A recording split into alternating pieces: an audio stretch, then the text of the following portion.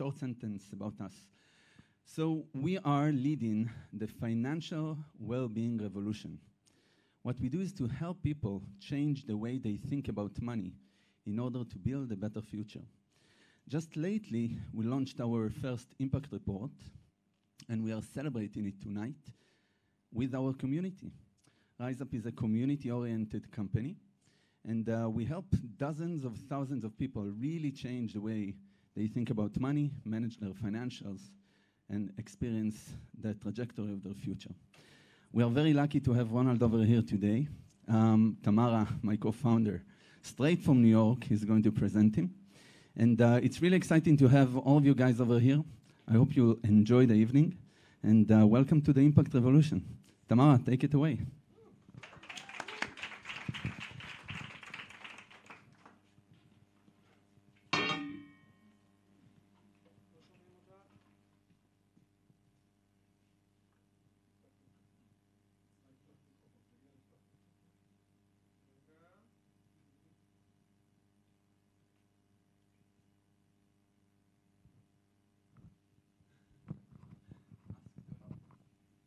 Hello? Hi. I can only see myself. I don't know if I can, if there's a way to see the room, but I will begin. Thank you, Val. Hi, everyone. It was so exciting to see such a full room of people. I'm sorry that I'm not there in person, but they're in spirit. And I know there are many people also with us virtually. Which is fantastic. I'm in New York. I actually just had a baby, so I'm on maternity leave in New York, but this was not an event that I was going to miss. So I'm very pleased to be here. And I'm very excited for three main reasons. As Yuval said, RiseUp is a community company, and today we're talking about community. One of the things that was so important to us when we started the company, beyond what we set out to do with RiseUp itself and to help people improve their financial well-being, was to also create and to nurture and be a part of what was then a very small ecosystem of people, of entrepreneurs who were talking about social impact, talking about profit with purpose. And I think it's just incredible to see the turnout today and the companies that are on, that are talking today, that are on the panels and the case studies, because that community has become a thriving community and there is a real ecosystem. And I hope that this will be the beginning of many events like this. The stronger the community is, the better we will all be. And the more impactful our companies will be and the more successful they will be. So I know that we're talking about community of our customers today, but also, let's take a look around and see that this is a community of people that is looking to learn and to think more about how we can be more impactful in our day-to-day. And I think that that is very exciting. The second reason that I'm very excited to be here is that it's the launch of our impact report, which was my final delivery before I delivered my baby. And I had really the honor to take a step back.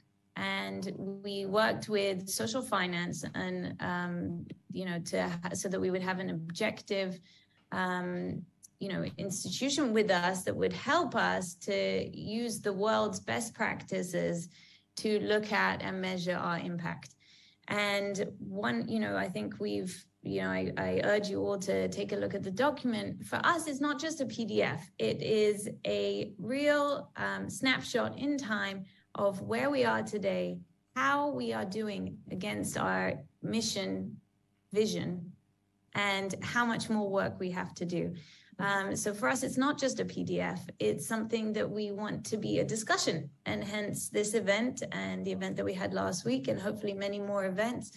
We can't improve what you don't measure. And so in many ways, this first report, which is really the report where we took a deep dive and, we were able to do it at a level that we hadn't done before. That's our new baseline. And from here, we're going to just look for more ways that we can improve the impact. And I hope that there will be something that will also, give some maybe inspiration or ideas to other people. The third reason that I'm very excited, third but not least, never to put you third, Dad, is that today I get to introduce my dad, Ronald Cohen, who is there with you. I hope you can, I can't see him, but now I can see you. Great. So in many ways, not just my story with RiseUp, but the RiseUp story started a lot with my dad. 17 years ago, when he reached the age of 60, he decided that he was going to step down from the firm, the private equity and venture capital firm that he had built, Apex Partners, and allow his partners to take over, and that he was going into a new career. And that career was to take everything that he had learned, everything that he had done in supporting, entrepreneurs and building businesses, to focus on social issues. How could he? I remember you always saying, a tech entrepreneur has access to so many resources. A tech entrepreneur is able to raise millions of dollars. Why can't a social entrepreneur who's working on a social issue? Most social entrepreneurs can't see more than 3 months ahead, because they're raising charity money, philanthropy. And from there you founded the social impact bonds, and from there also got into into tech impact investing. And I'll let you talk about that more. But to sort of come back to the RiseUp story. So impact for the last 17 years has been our, my brother is also in the audience. That's what we've been talking about at the dinner table conversation. And 7 years ago, I was living in LA, and I was an executive at Pulse Films, and we just sold the company to Vice Media. And I said, all right, this is my chance to go and do something that is going to be profit with purpose.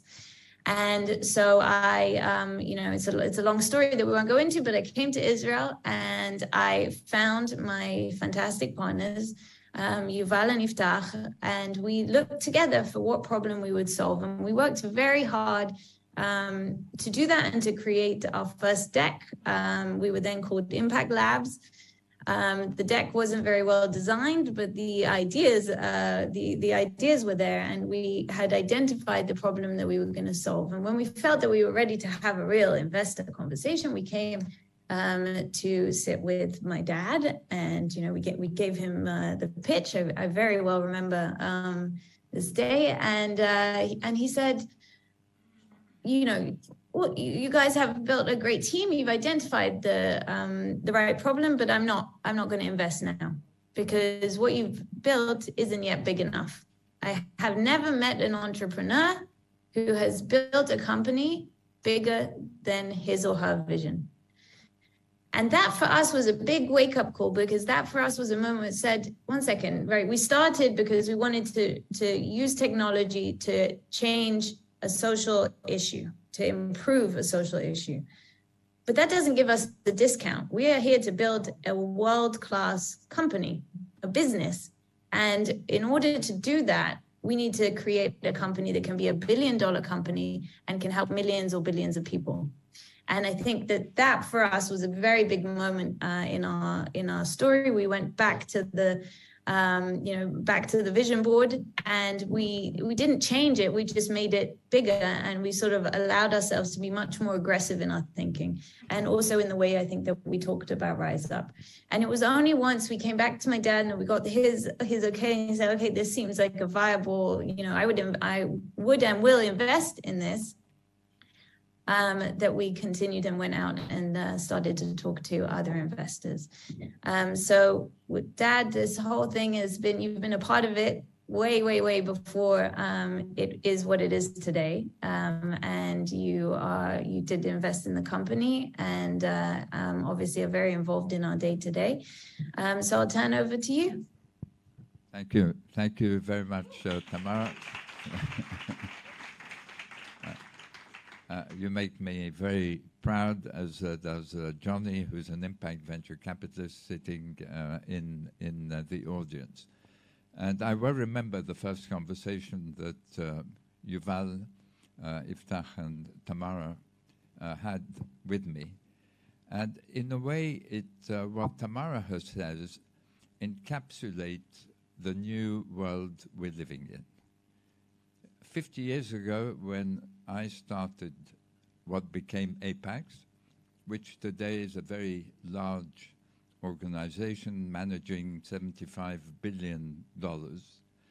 There were no entrepreneurs in Europe. There was no venture capital. The average size of a venture capital fund when I discovered the idea was $2.5 million.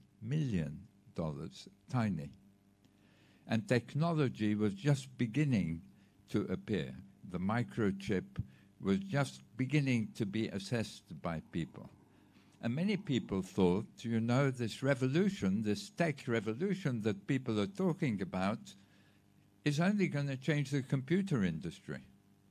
And now we look back over half a century and we see that it transformed all our lives and every business sector. Well, we're lucky to be here today, despite the terrible things that are happening around us in Israel. We will overcome them, and we're lucky to be living at a time when we're on the threshold of a new revolution. And RiseUp is one of the leaders of this revolution. And many of you in the room who are already impact entrepreneurs or plan to become impact entrepreneurs or venture capitalists are the leaders, the vanguard of this revolution. What's driving this revolution? And why is it going to be as big as the tech revolution that preceded it? Well, the first part of it, many of you represent here, and that is a change in values that has brought you and many others like you, starting 10 or 15 years ago, to say, I don't want to work for a company that does harm. I don't want to invest in a company that does harm. I don't want to buy its products. And that became obvious to investors. And investors began to realize that the profitability of their portfolio companies would be affected by this. And they began to direct their capital to companies that delivered not just profit, but also impact. At the time when I chaired the G8 Impact Task Force, about 10 years ago now, the amount of ESG investing, environmental, social, and governance investing, was $13 trillion. Today, it's well over $40 trillion.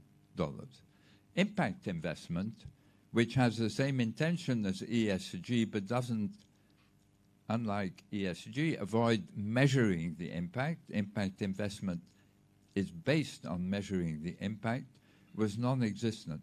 Today, it's $2.5 trillion.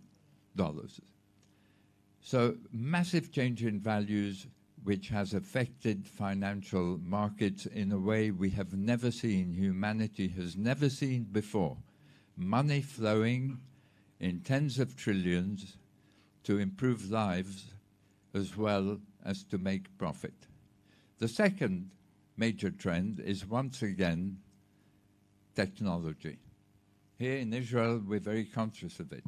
The leaps in technology that we see today through artificial intelligence, machine learning, augmented reality, the genome, and powerful computing coming together represent as big a technological leap as the invention of the microchip. And we are seeing now new technologies and impact coming together to disrupt business models once again. The most visible example is Tesla. Tesla, had it wanted to just create another automobile company, would not have been successful. The industry was 100 years old. By bringing impact into its business model and saying, I want to create cars that don't pollute, it began to attract talent, consumers, and investors who believed in impact. And on the basis of its environmental impact, it built a $1 trillion company over a period of 20 years. This is the future. Each of you who brings impact into the business model, who works out how you grow and make money based on the impact that you create, is going to find that you will create a more valuable company than those who still today think they can only balance or optimize risk and return. The future is to risk, return, and impact. And part of the reason this is the future is the third force, coming together with the change of values and the leaps in technology. And that is that technology enables us today for the first time to measure the impacts of companies. We see the SEC, which is responsible for all financial accounting, as you know, or regulation in the United States, in April, bringing out mandatory disclosure on the impacts, the environmental impacts that companies create. In the rest of the world, we see a new Sustainability Standards Board, which is standardizing the impacts, both environmental and social, and the way their metrics are going to be put in place. We see the European Union, a market of 500 million people, demanding that investment funds show their environmental impact, and soon it'll be their social impact as well. The work that I've been doing at Harvard Business School through the Impact-Weighted Accounts Initiative has valued impacts and connected them to the disclosures companies have made. And it's going to give you a completely different way of looking at a company. We analyzed 3,000 companies' environmental impact from operations. How many do you think delivered more damage environmentally than they made in profit? 450. 450 companies out of 3,000 delivered more damage than profit. If you look at employment impact, if you look at diversity, gender diversity, racial diversity, and if you say a person who is not employed relative to the demographics in the area is a cost to that community. Amazon, on that basis, has a diversity debit of $6.5 billion a year. Apple, $2.5 billion a year. And if you look at it as a percentage of wages, Amazon is the better performer, 16% diversity debit relative to wages, rather than Apple. This is how we're going to be managing businesses 3 to 5 years from now. The reason it's only going to be 3 to 5 years will interest you all. The reason is that we see already in financial markets that the companies that pollute more in several sectors are worth less than the companies that pollute less. And so there is already a pressure on companies to begin to improve their impact performance, and there's a pressure on regulators to make sure that impact data is widely available, is audited, and every investor gets it at the same time. So this is the future. Now I come to RiseUp. What this transparency shows is opportunities for disruption. An area which is ripe for disruption is finance.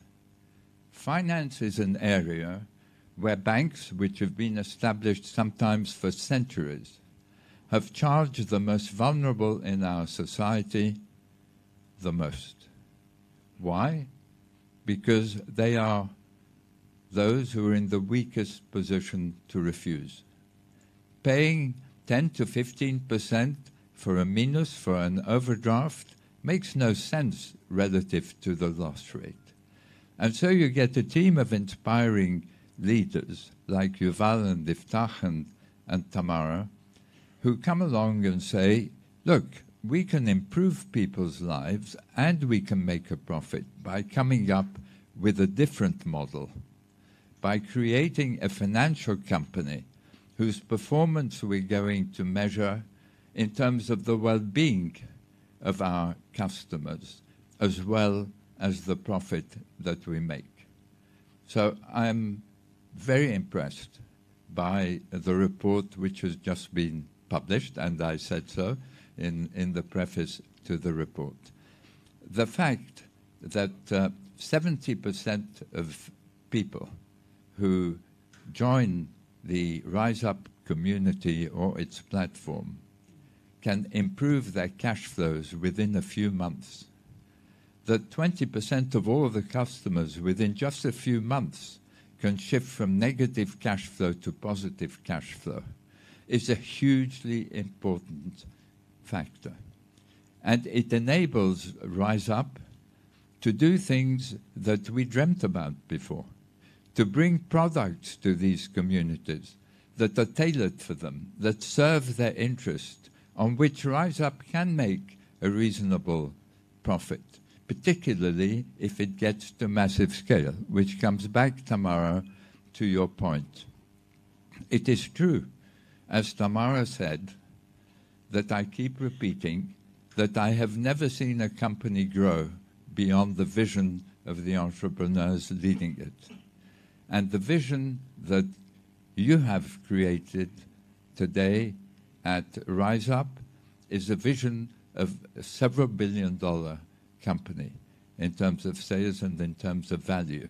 But if a unicorn traditionally has meant a company which is worth $1 billion, a venture which is worth $1 billion, today an impact unicorn, as I'm sure RiseUp will become, is a company that's worth $1 billion and improves 1 billion lives. Thank you.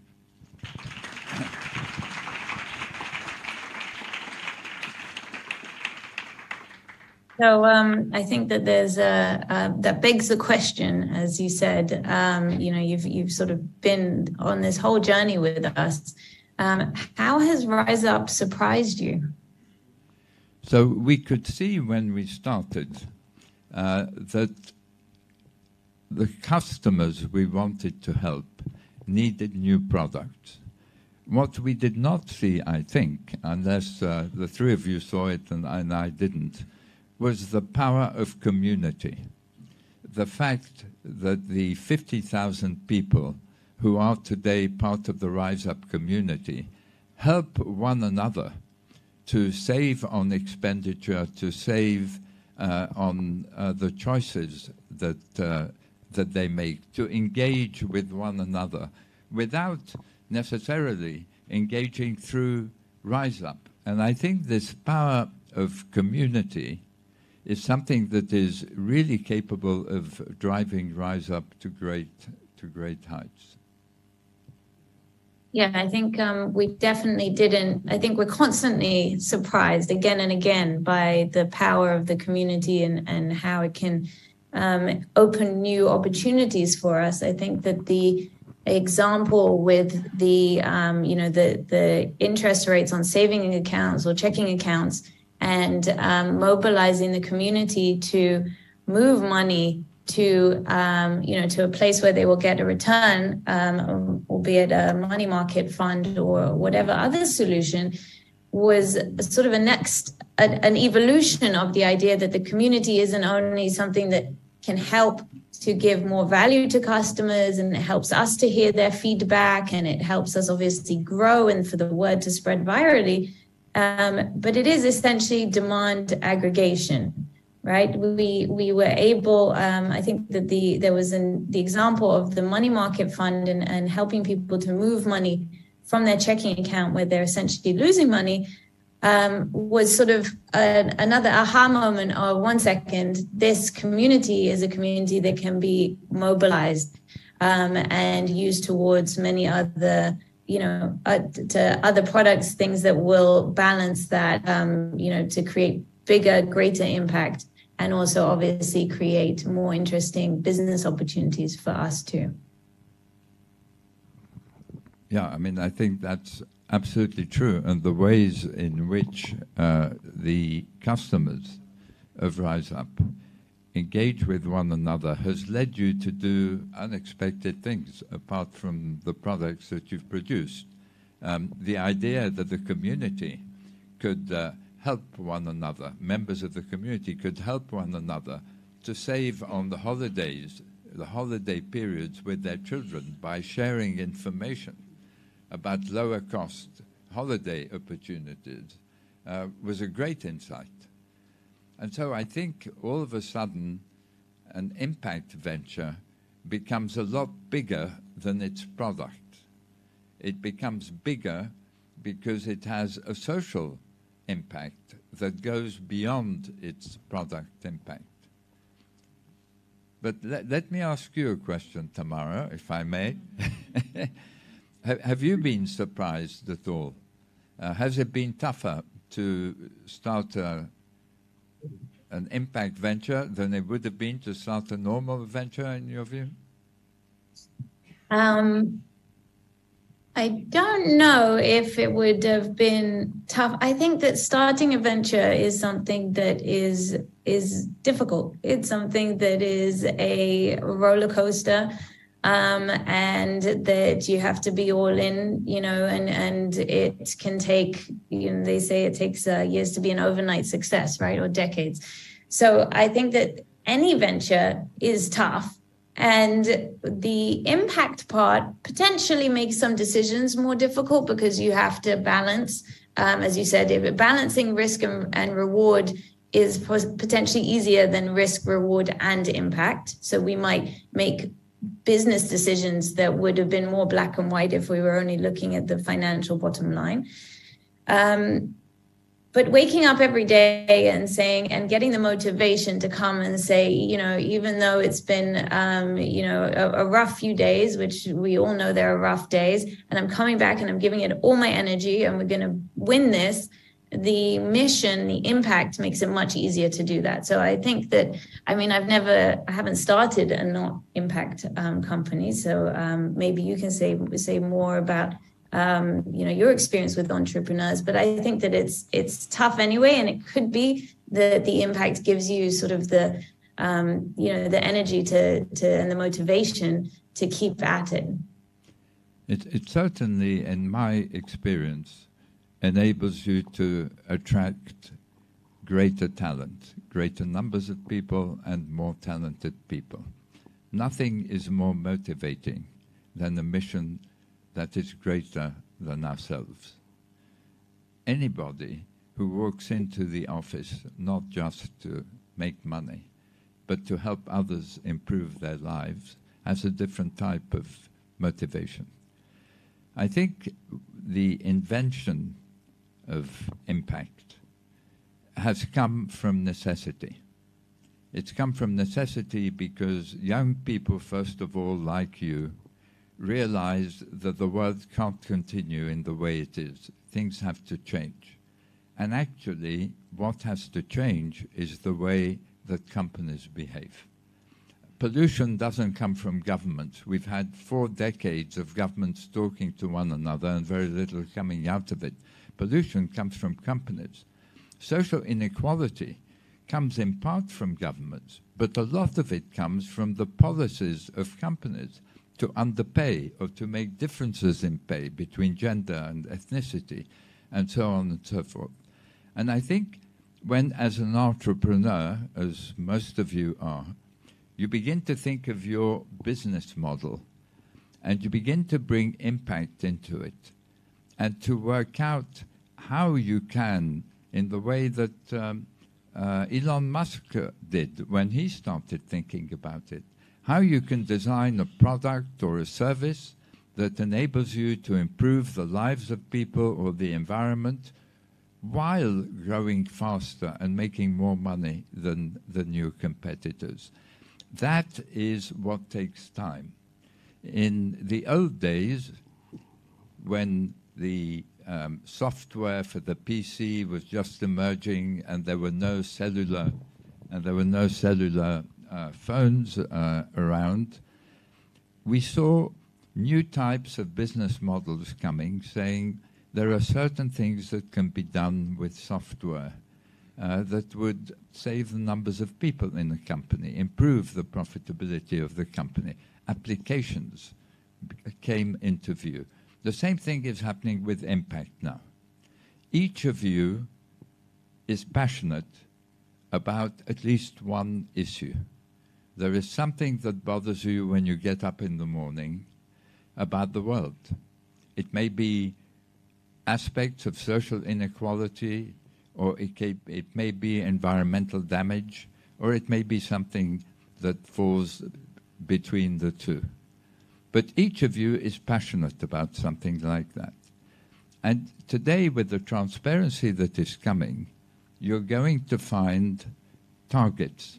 You're going to find industries where the problem that you're passionate about solving creates an opportunity for you to design a different type of impact model. For example, we've invested in 27, we as Dynamic Loop Capital, which Johnny, my son, Tamara's brother, sitting here in the audience, is involved in investing. We invested in a company called Master School. What does Master School try to address? It wants to give equality of opportunity to students wherever they are in the world if they have no money. So how does it go about developing an impact model?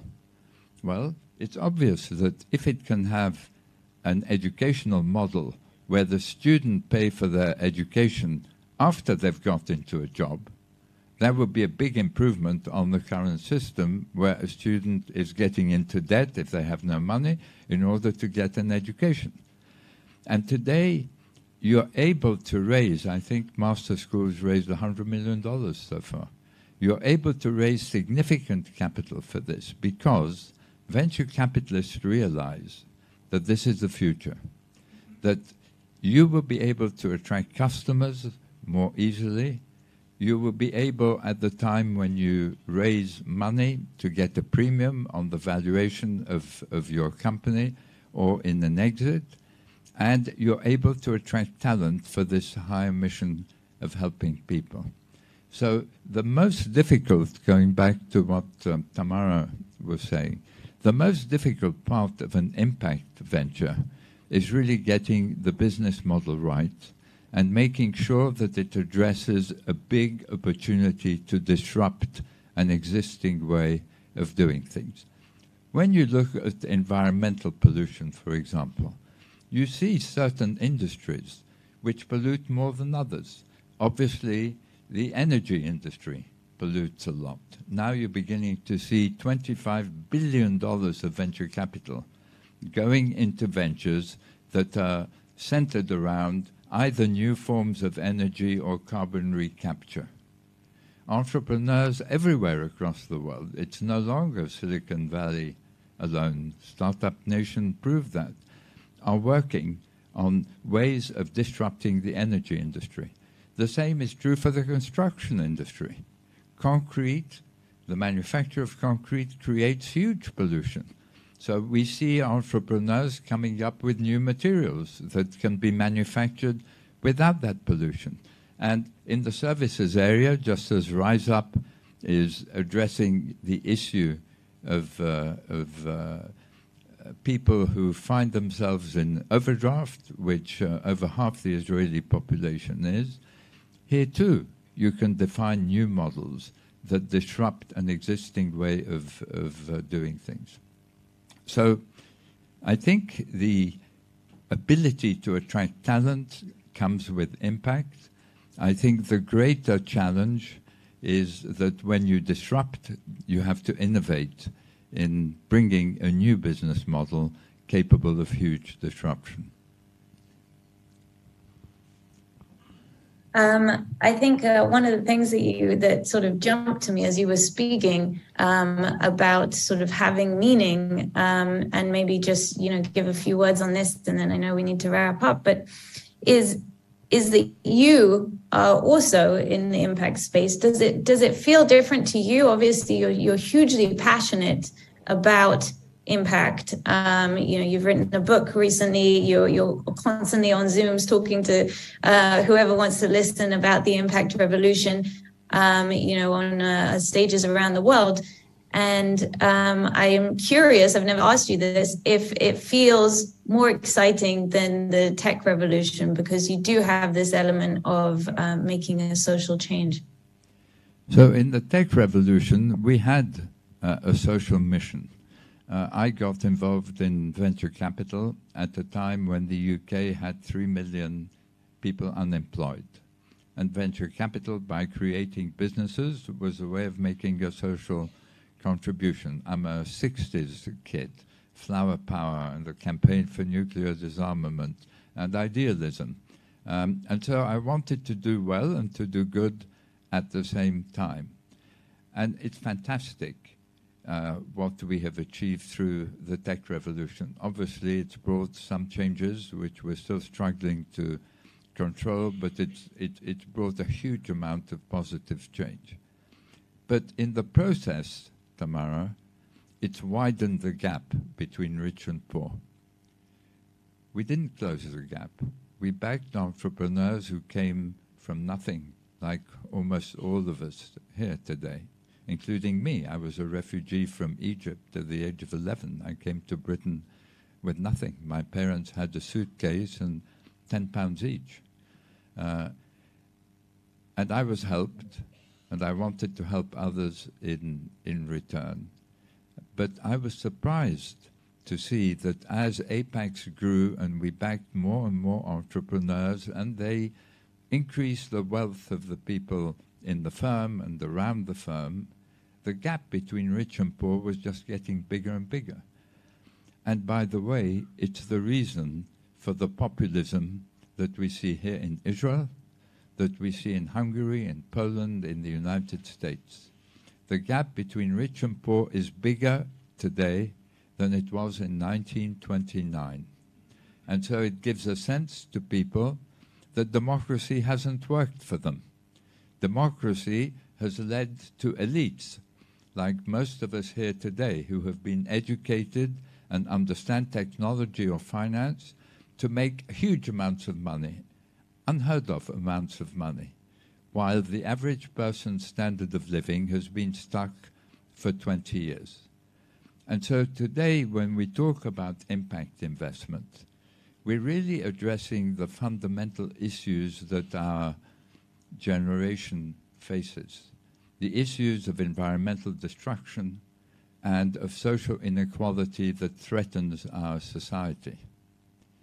And so, yes, I do feel, when I talk about impact today, that this is even more relevant than the tech revolution was. It builds on the tech revolution, of course, but it directly begins to correct capitalism. It begins to steer investment, entrepreneurship, and business in the direction of delivering profit, but also improving lives and the planet. And we are talking about a change in capitalism that has never been attempted before. And it's coming from the bottom up. That's why I think the impact revolution is even more exciting than the original tech revolution was. Yeah, and also I think, today there is something optimistic about saying, government isn't enough. We know that government isn't enough to solve these issues. And now is the time of entrepreneurs and business to come in and look at how we can use technology in order to bolster the change. It isn't you said that the democracy is failing. It makes people feel that democracy is failing. I think that for me, that's a big step up to say, okay, we need to really fix this, and we're the people that can and must do that. Well, thank you very much. Did you want to say something? Yeah, I wanted to say democracy isn't failing. Democracy has not redistributed enough the wealth that has been created. Where capitalism and democracy, which are both based on freedom, freedom of the individual, freedom of companies to act and so on, where they clash, democracy and capitalism, is in the distribution of the gain that is created. And the distribution of the gain has not been fair. And people fear that it's going to continue this way. And so they look to dictators who are going to protect their interests rather than to the democracy which has not served them. But democracy is the best form of government. It's the only form of government that provides freedom and continuous improvement in the standard of living. And so the impact movement is really the vanguard of the transformation of democracy. Sure, of capitalism. Each and every one of you will transform a sector, as RiseUp is beginning to transform the financial sector. But you're also transforming capitalism. You're shifting it away from just making money to making money and improving lives and the planet. So Tamara, thank you very much indeed.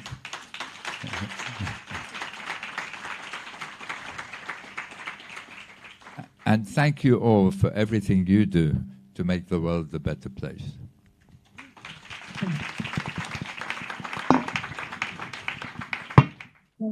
And we're now going to take a few minutes to set up. We have 5 special case studies of community-led growth from very exciting impact companies.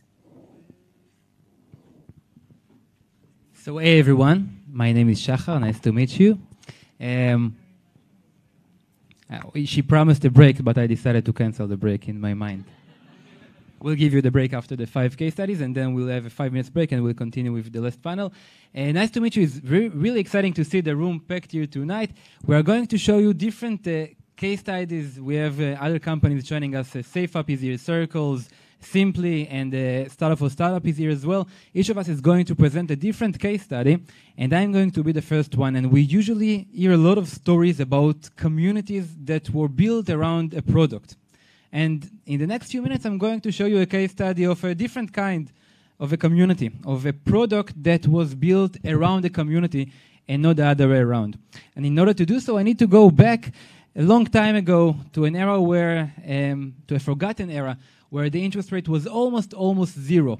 Back from 2015 till almost recently, till 2022, we were used that the interest rate was about 0%.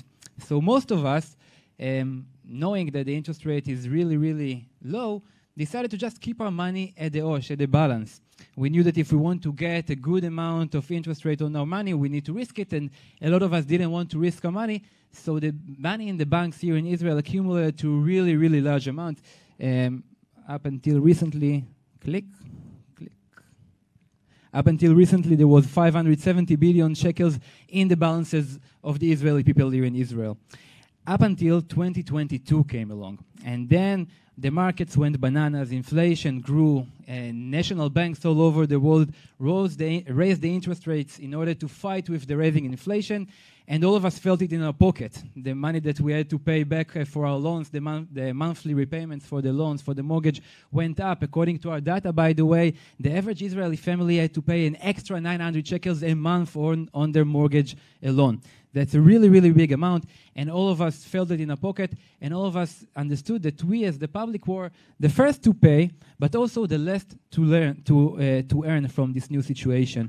We all had to deal with the rising interest. We all had automatically to pay the rising cost of the inflation. But if we wanted to use our money in order to enjoy this new situation, it was really, really, really hard, because the banks were really slow in increasing the interest rates that they were offering on their deposits. And while it was really, really hard for us, for the banks, it was pretty good year. 2022 was one of the best years they had recently. And we looked at it, and we saw that our community was ablaze. It was furious. They looked for a solution for the situation, and they couldn't find any. And I don't know if you can tell from where you're sitting, but I'm 100% ginger from both sides of my parents. And when the community was furious, I was really, really furious. And I published a post in the community, and I invited the members of the community who felt it in their pocket to join us in a small WhatsApp group in which we are going to look for a solution. And many of them really joined. We had almost 250 people joining us into the WhatsApp group. And that's a common practice that we have here in Israel. Sorry, thanks. that's a common practice that we have here in RiseUp. When we want to tackle a financial challenge, we invite community members who are facing the same challenge and that have a solution, that have a passion to find a solution for the challenge, to join us in finding an answer. Now, it's very important to stress this point because we are not pretending to have the answers to all of the problems that people face, but we are facilitating conversations that will allow us to find solutions together with the community. And that's what we did here. We invited all of the community members who wanted to find a solution to join the WhatsApp group, and then we started researching. And as a start, we did a test. We asked all of the community members that joined the WhatsApp group, to call their bank with a familiar question. We asked all of the people to ask their bank how much interest will they get if they deposit 1,000 shekels and lock it for an entire year. So everybody called their bank and they gave us the answers they've received from their banker, and we were really surprised by the results because we saw that the same bank was offering almost double the amount of interest to different people. Now, it might sound familiar because when we are talking about loans, we're used to see banks giving different offers to different people. But while it might make sense when we are talking about loans, because if I have as an individual more money in my bank account, if I have more money, I carry less risk for the bank. But when we are talking about deposits, I'm giving the bank my money up front. So my 1,000 shekels is just the same as Yuval's 1,000 shekels. There is no reason, except for maybe bargaining power, to give different customers different offers. And when we understood that bargaining power was the name of the game, we said to ourselves, all right, then it's game on. Let's play the game of bargaining power. Click. Let's play this game. And then we posted another post on our community, and we asked all of the community members to join us in an open letter that we wrote to the banks. And in that letter we wrote, we have an offer for you, dear banks. We are inviting all of you to give us the best offer that you can give on your deposits. And the bank that will give us the best offer will receive all of our accumulated money together. We had thousands of Israelis joining us, more than 5,000 Israelis joined us. We had a total of 670 million, more than what you see on the screen, 670 million shekels waiting to move from the OSH to a bank that will give a good offer on the deposit. And that move not only gathered a lot of our community members, we also saw a lot of people joining the community in order to be part of this conversation, and more people joined as more and more media outlets were covering the movement that we were doing. So we had a lot of people joining us, we had a lot of shekels waiting to move out from the OSH, and we had an open letter for the banks, and we waited for an offer from the banks, and the offer didn't come. And we waited and realized that the banks weren't willing to play this game. So we decided to try a different route. And then we tried to tackle a device called Jumbo Deposit. I don't know if you've heard about it, but Jumbo Deposit is usually a financial device that is accessible only to really large organizations or to high net worth individuals that can deposit a big amount of money at the same time. And therefore, they get better interest rates and better terms on their deposit. We understood that we as a community, having such a big amount of money waiting to move from the OSH, we can offer our community members to enjoy the same terms on their deposits. So we offered the community, the WhatsApp group members, to try a pilot that we've done, and it was a major success. Within 10 days, almost 32 funds open and almost 4 million shekels moved out of the OSH. But we also realized that it was a really bureaucratic and messy process. It was a really long way in order to open a fund, and realized that if we want to offer it on scale, we can't do it to thousands of people. So we went back to the drawing board, and we tried to harness the power of technology. And there is a team here of designers, a squad of designers and engineers that set out to find a solution to that. And they decided to focus on a financial device that most of us weren't very familiar with it. And it's called money market fund, Keren Kaspit. Now, the reason that it was such a good solution, was that it offers an interest rate which is better than what the banks are offering on their deposits, and also at the same time the liquidity is much, much better. If I want to get my money out of the money market fund, I can do it immediately, and the money will be in my account almost within 24 minutes. So it has better interest rate, better liquidity, and yet most of us are not familiar with it or have never tried to use it. And there is a good reason for that, because for most of the players in the financial industry have no incentive to market it for us or to make it accessible for us. The banks are making most of their profits from the money that we're having in our OSH or in the deposit, and therefore, rightfully so, they have no reason to convince us to move our money to money market fund. But for us, having a complete alignment with the interests of our community and the customers, we had a really good incentive to try and offer them something that other players in the industry were not willing to offer them, a win-win situation. Click. So we developed a small feature which is now available in our product for all of our customers that in the beginning just nudges them and shows them that they have money on the OSH that they can move out from there, and then it shows them how much money they can lose if the money will stay there because of the inflation, and also how much money they can earn. One more, thank you. And how much money they can earn if they will move it to somewhere else like money market funds. And then lastly, we also gave them a really, really easy way to do so by partnering with another fintech company called Fair. One more, thank you. And we've showed them a really easy way to do so by partnering with another fintech company called Fair that allows them to open money market funds really, really easily, really instantly, and really simply.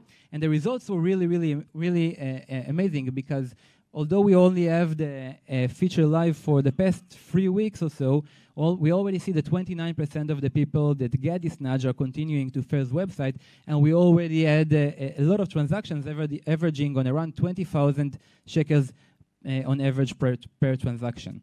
But there was another win to this story, because we also took everything that we've learned on the way and we brought it back to our community. We have 50,000 people in this community, and we offer them to move their money out of the OSH. We offer them to join the challenge, however they want to do it. If they want to do it with us, if they want to do it through their bank, if they want to do it with any other player in the fintech, in the Israeli fintech industry. The most important thing we said to them is that you will move your money out of OSH. So we conducted the webinar. We had more than 1,000 people joining us in this webinar. We've seen a lot of comments in the community of people saying, because of the conversation that we had here in this community, I realized how much money I can make by moving my money out of OSH. And lastly, when this whole thing was over, we realized that without noticing it, we followed the community-led growth flywheel that was published a few months ago by McKinsey.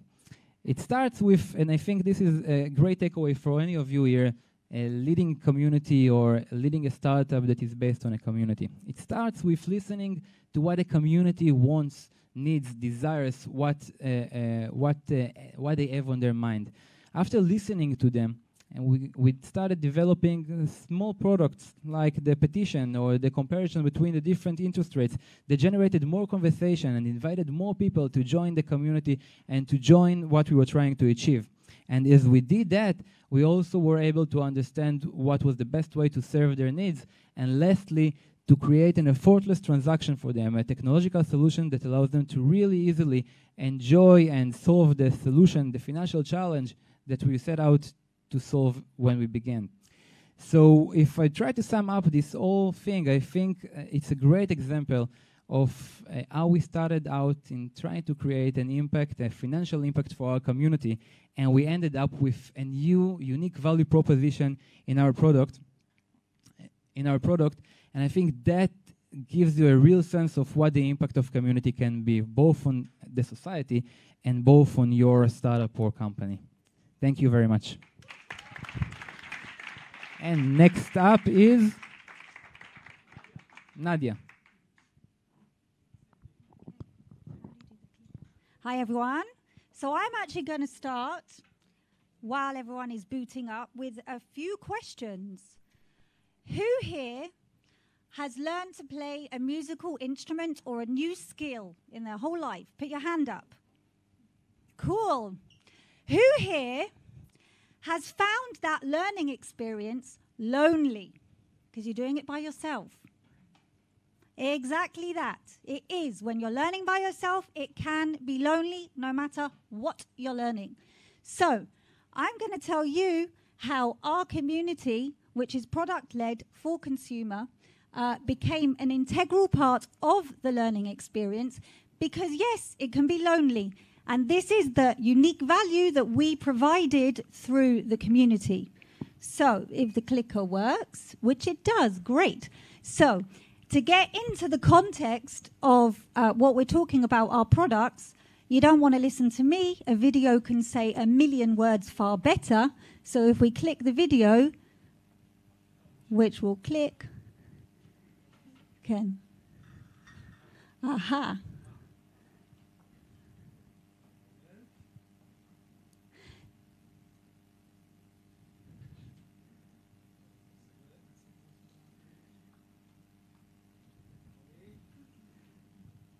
So you know what? We can skip the video. Maybe the words are better than a video, just for now.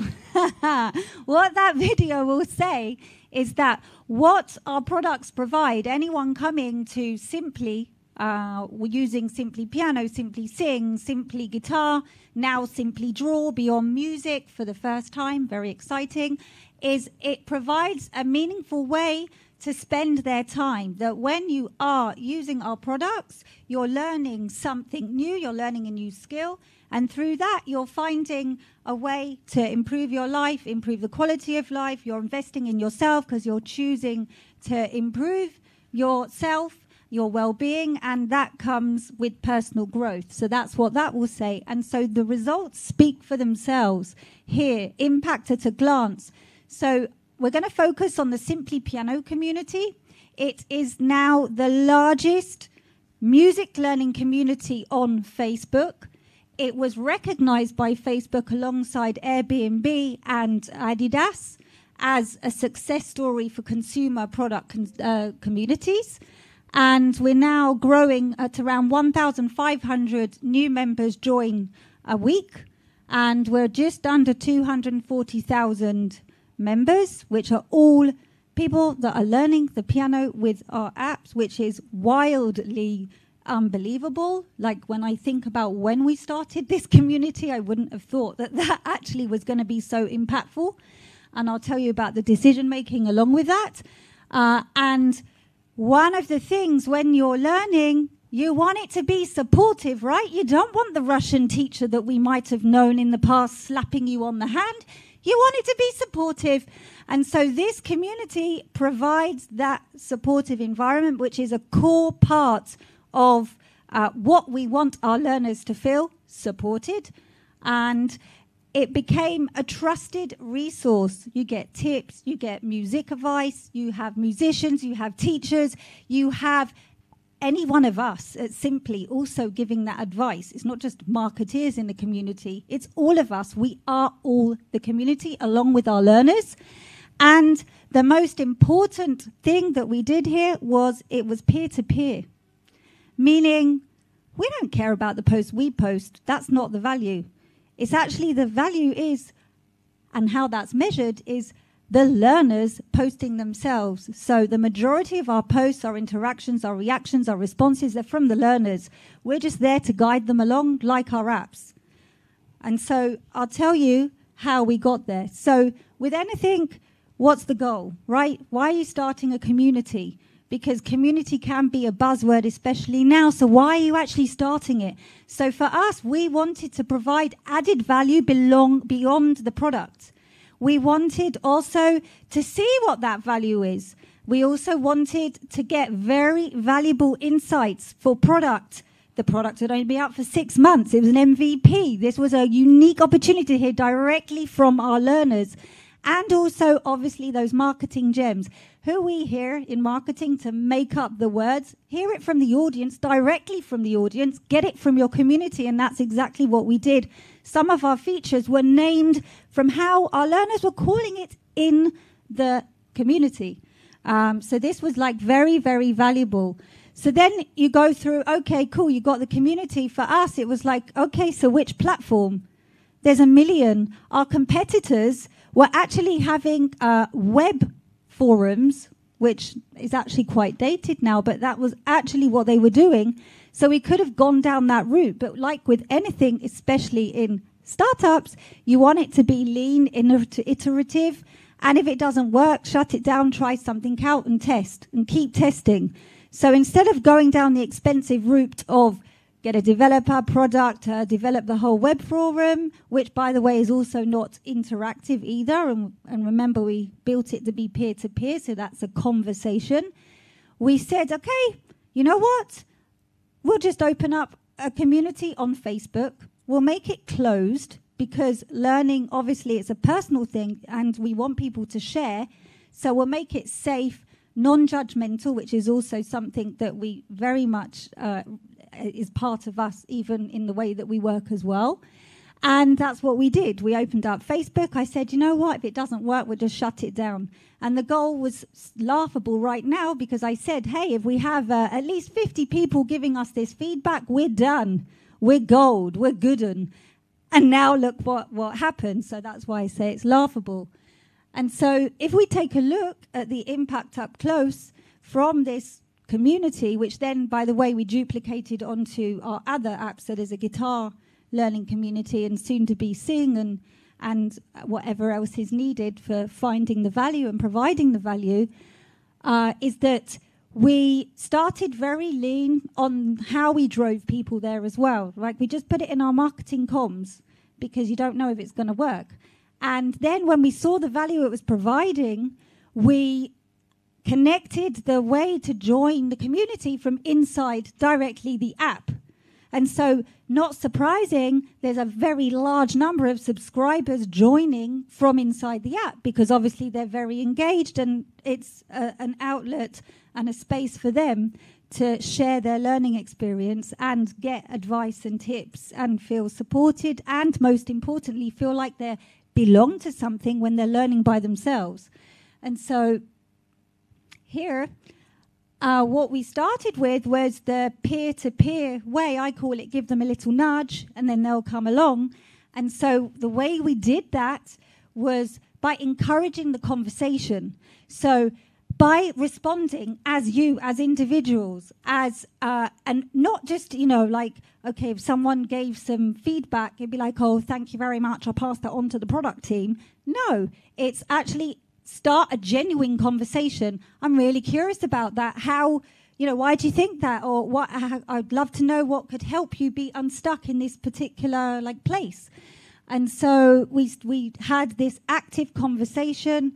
And again, as I said, it wasn't just us in marketing, it was everyone. And this also, you feel the impact up close and personal there, which then obviously inspires you for what you're actually working on. And we also provided tips. Remember, you're learning by yourself. So, okay, how the hell do I sit up properly at the piano or hold a guitar so my wrist doesn't hurt? So we actually have musicians, Q&As, live. We still do that. It's very, very engaging. And obviously, because you're interacting, getting tips like you would. And also, we do exclusive challenges directly only in the community. Like the most successful one there is post your piano nook, which was also gave a sense of belonging. And this is how it really started, by encouraging that conversation. And if we click to the next one, you'll see it quickly became a place to share the successes, the highs and the lows of learning, and celebrate those wins. And this is what made it so impactful, because it created that space, that belonging. And then also, when you're learning by yourself, there's challenges, right?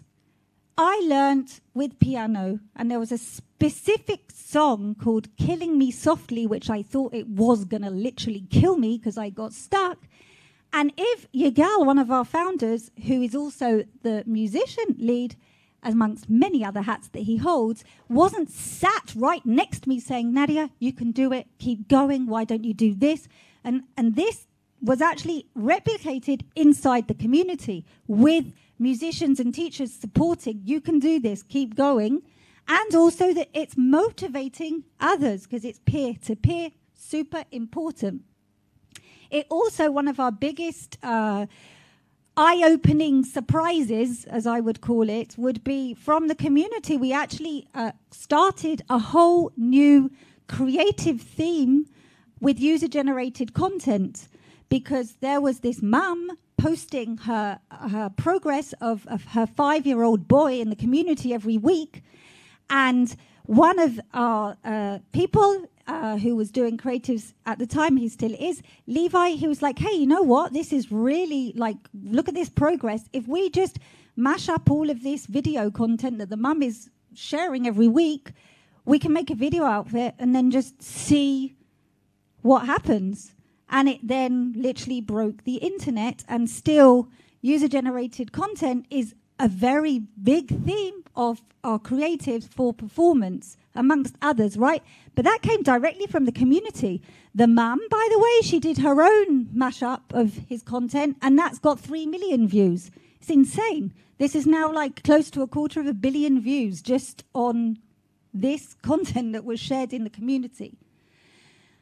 The other thing within it is that with what we call simply stories, people share their stories. Here, what you're looking at is Christopher, who wanted to propose to his girlfriend, and he didn't have the song of know how to play it, so he asked in the community, hey, can you add this song? A musician saw it, added it, and then we had a live proposal in the community. So literally touching lives, shaping lives. And I think, which I clicked, bing, bing, bing, here, is that if we go back just one, you can see it really, if you go back one more, it really is about those takeaways of what a community within just on Facebook, and that's one community when we've got a lot more impact to give and will be, can do for you.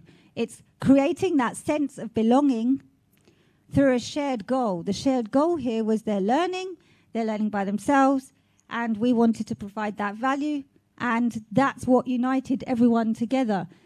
The value has to come from your audience. It's peer to peer. And so this is what really worked for us, and I think it's obviously one of the community best practices. And when you're starting off, you don't need to go with all the frills. Start lean, go test it, go see what happens, and this can bring your most engaged audience. And as we saw with the video with the boy who was sharing his progress, authenticity wins. It's real, it's relatable, it's actually the essence of, we want to relate to other humans, so make it human. And the content for us is a big driver for our marketing and also our marketing insights. And last but not least, you can start it by giving that nudge, by encouraging the conversation, and then the rest, the magic, will do its own thing. And so if we click to the last slide, I want to leave with this, because the sense of belonging does create the biggest advocates. And this was recently shared by Sandy in our community, who said, if not for this, I would never have connected with this large group of supportive, enthusiastic and friendly folks. It's a great example of how people of all walks of life can come together for a common goal. We didn't write that, she wrote that. And that is the power and impact of community. And that's a wrap.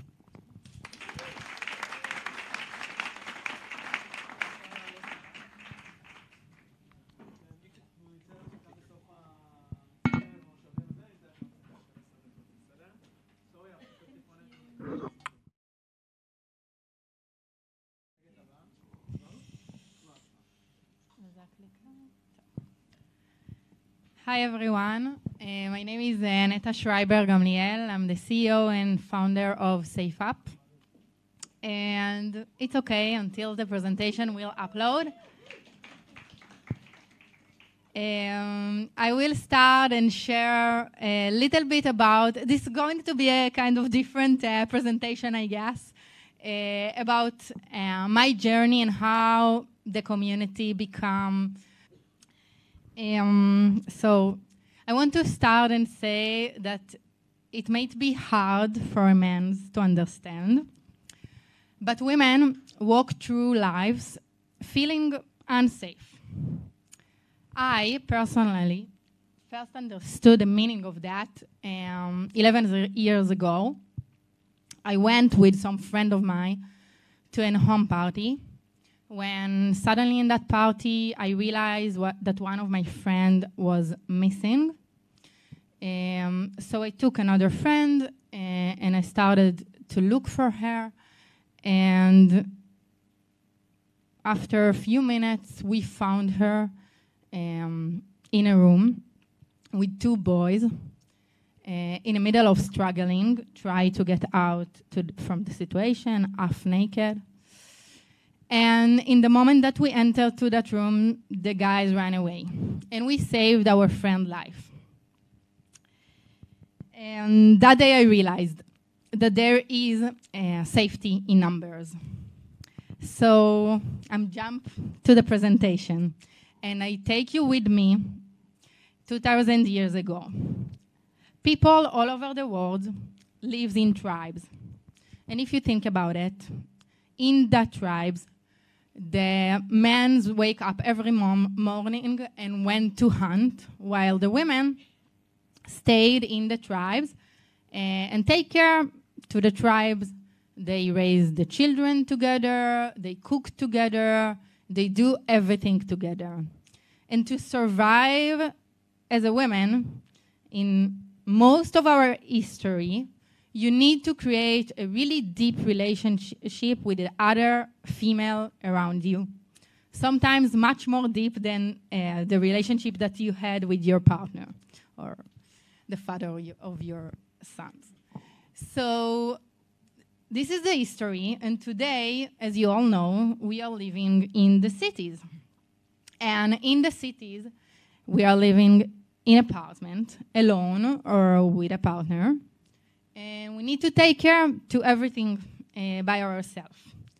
And the city brings many opportunities to our life, but in the same time, many risks and problems. 84% of female outdoor runners were arrested during the running outside. It's from the US, but it's all over the world. The numbers are really, really close. And sometimes it makes them not to go back and run again outside. 35% of women in the ages between 15 to 50 feel unsafe at least once a week. And the numbers are higher than that, and I'm sure that you're all familiar with the problem, and I'm not surprising you at all. And the question is, do we agree as a society to take this problem with us that exists at least in the last 100 years from the day that women take part in the political game to the next 100 years, to the future of our daughters? And the answer is no, and it's not my answer. 5 million people took part in this Women March. It was the biggest demonstration in the US history. And what you see in this picture is demand for solution, is women and men all over the world that say, stop, we need to change. We are ready to be active to create this change. And we want a better future to our kids. So this is SafeUp. SafeUp is a safe space for women to feel safe, seen, heard, and connected by getting immediately support from women around them. And how it actually works. So imagine going anywhere in the world with the support of thousands of trained members ready to assist you 24/7. We build a tool, an app, that each of you should download, like all the female in the room, of course. And during you will register to the app, you will pay attention that it's not a regular registration, because we checked each profile of each woman to make sure that the network is safe. After you enter in, if you are over 18, you can become a guardian.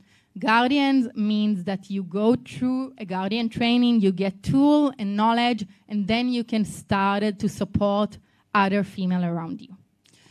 And our members enter to the app when they feel a little bit unsafe, insecure, lonely, and they want to get support. So they enter to RiseUp. They share their feelings with other women in anonymous way or in direct way. They have the opportunity to chat and get advice from guardians around them. And in cases of safety, when they feel unsafe, where they need this immediate help, in a click on a button, they connected to their 3 nearest guardian that opts on to a video call based on location and accompany them until they back to safety. So how the community actually change women's life. So 82% of our members feel safer walking at night from the day that they join RiseUp. It's of course boosting resilience and the sense of belonging. And maybe the most fascinating number that I can share with you is that members spend 5 extra hours every week outside from the day that they joined RiseUp. Women all over the world prevent opportunity from themselves because they are afraid, because we walk in this world with this fear, with this survival mood in our head. And RiseUp give them the opportunity to be always with trusted women around them, not to be alone, and to be able to open to themselves new opportunity in their lives. Thank you very much. 7 minutes.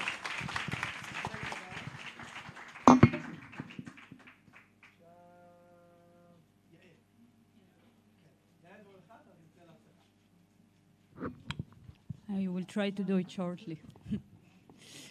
So thank you for having me. I want to share with you a little bit about the vision we have in Circles, how we're fulfilling this vision, and also about Gina Walker, which is one of our goozers. I know that you still don't know this word, but I will explain. A goozer is a user that becoming a guide in Circle, and I will explain what it means. יש לי?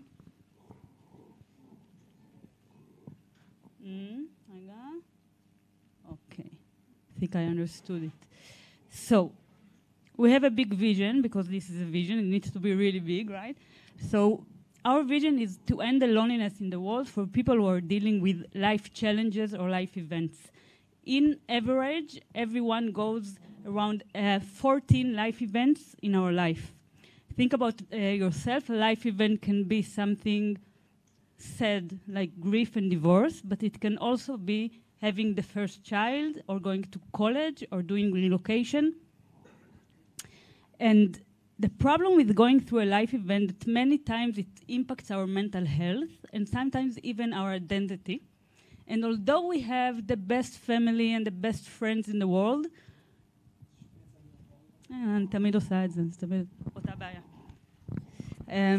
we feel alone, we feel lonely, because we feel that people around us can't really understand us. And this is the problem that we want to solve. The way we do it is by building the go-to place where people can have meaningful connections, and this is where I'm talking about community, in small, safe, and guided groups. So in our product, we have 2 tiers of support. The first one is the freemium tier, which is audio rooms with almost no barriers. You can come without paying, without commitment. You can pop in a room, you can pop out, you can just listen, you can share a story, whatever you want. And the idea here is to give our users in 2 minutes the amazing experience of meeting people that can truly understand you. The second tier is the premium tier. So this is all about professional facilitation. Those are very small groups, up to 10 people in your sub-segment, led by mental health expert. And this is a very structured program. We have a weekly video meeting every week, a group chat and content in between the meetings. Every meeting has its own topic, like very designed to take our users from members, I call them, from point A to point B. Wow, sorry, I'm not talented in that. So today I want to tell you about Gina Walkers. She's one of our community members.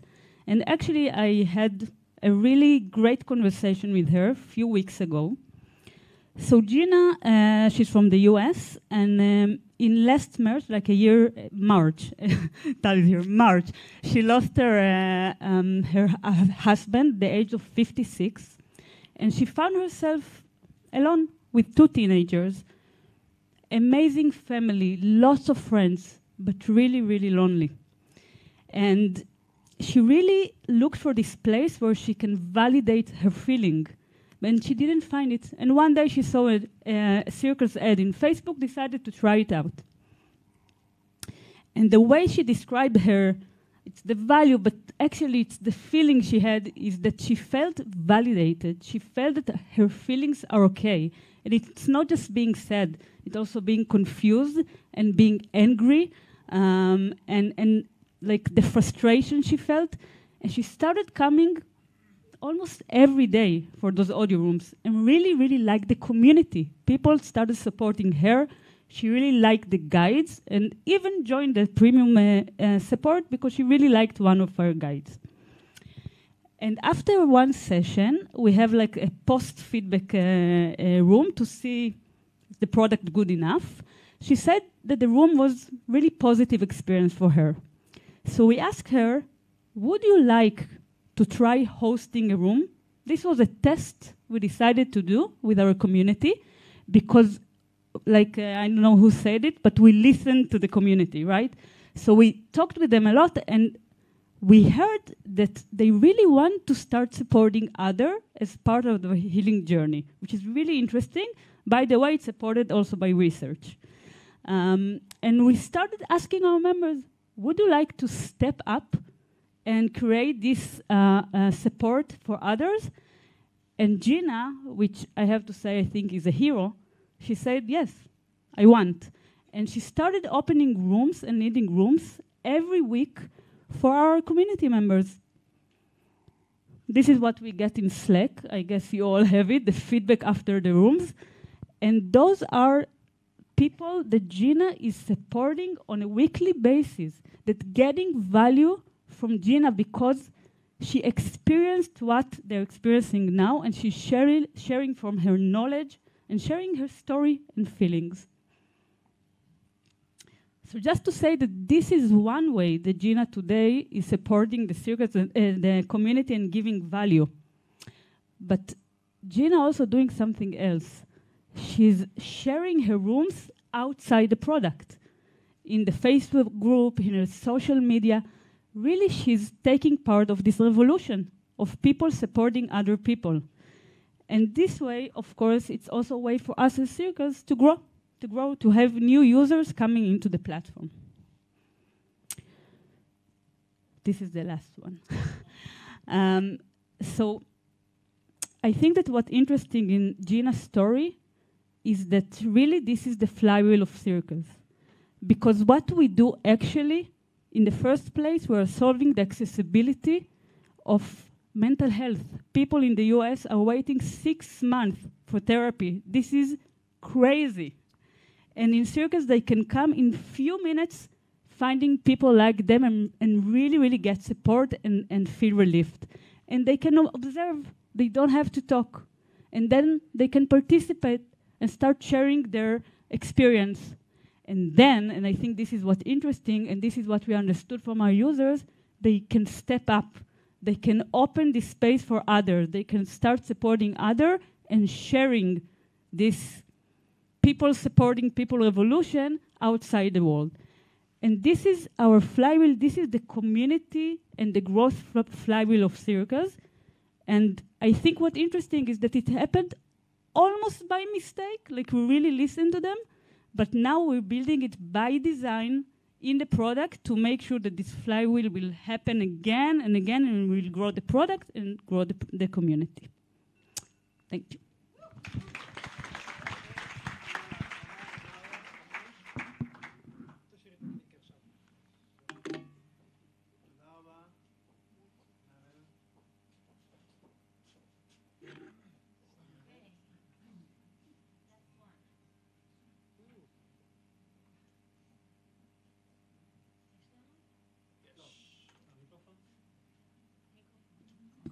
Okay. So hi, everyone. My name is Daria. I lead the Startup for Startup team. And today I'm going to share quite a unique use case of a community that is not related to the product itself, and hopefully maybe inspire some of you to think how you can create the same impact at where you work. So a bit about Startup for Startup. We're an initiative by Monday.com to share knowledge and experience from one startup to another.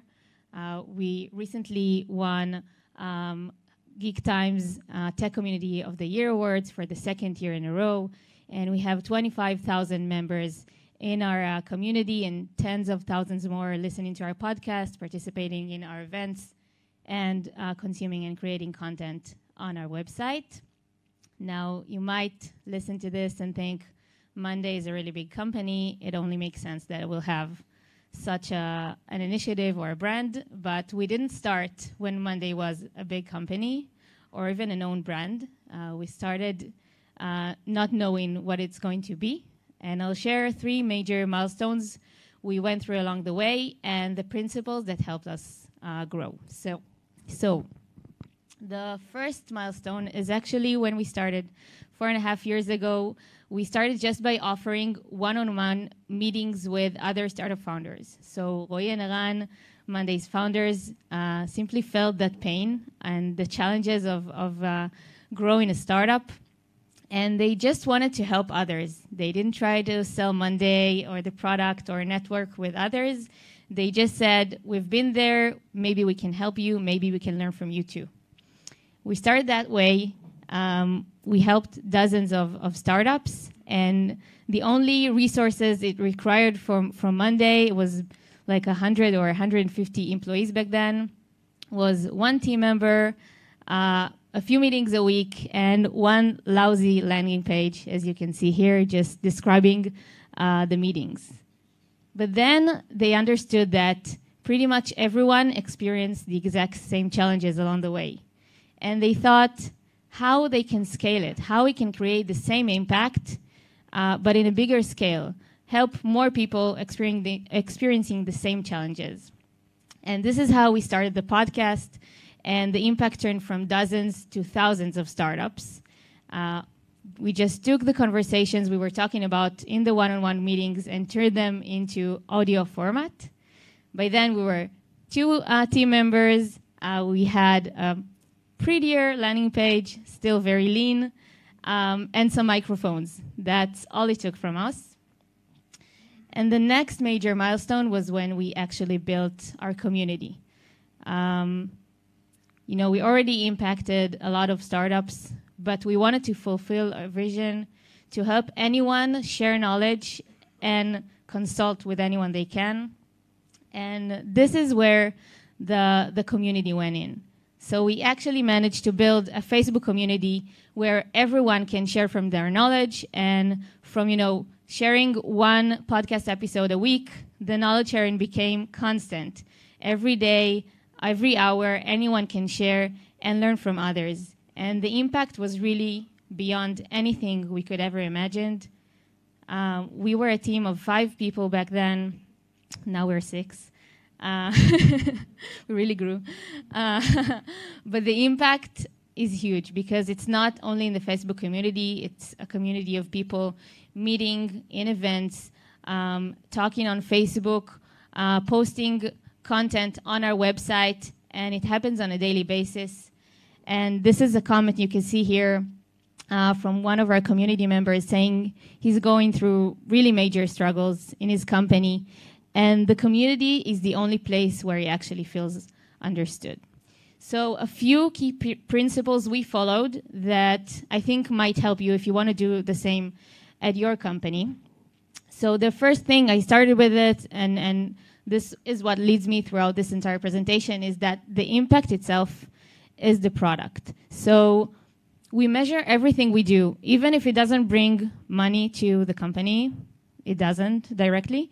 We measure it, we A/B test, we gather so many feedback from customers, from users, they're not customers.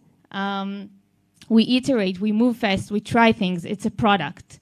And just like any other product, we really, really listen to what our customers have to say. The second thing is the value first. So I get a lot of comments, a lot of questions about, is this an employer branding initiative? Is it a marketing initiative? And the answer is no. It's a byproduct, maybe a great byproduct, but it's never the focus, and it will never be the focus. We put the value for our audience first, and when we started, we didn't even know that it's going to grow so much and become what it is. So now it has a lot of benefits, but it's not what we're here to do. So we bring our audience exactly what they need, even if it's completely unrelated to Monday, and even if it kind of hurts Monday in some ways. So you can see here an example for a post in a community. Someone was asking for advice about which project management tool they should use. He got 48 comments. I can assure you many of them were not recommendations about Monday, but we still wanted to give them what they asked for. Third is content is everything. It's the expression of our vision. So our vision is to share knowledge, and we do it by creating the best content we can around this topic. It can be around anything else, but content is the one thing we will never compromise on, and it's also the one thing that makes people keep coming back to us every single time.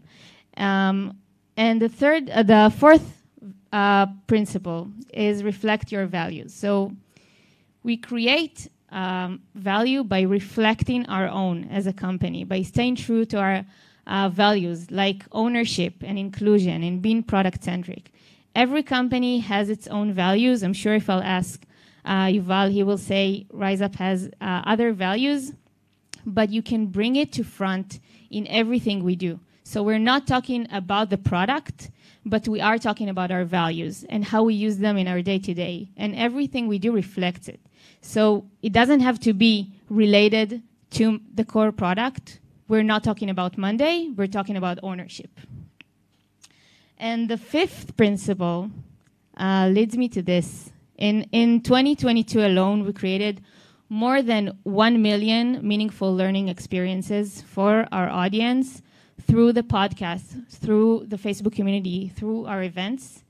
And this is something we never imagined 4 years ago. We never even thought we would be at this place. So the fifth principle is start small, but think big, because you really, really don't know where you'll end up. Thank you.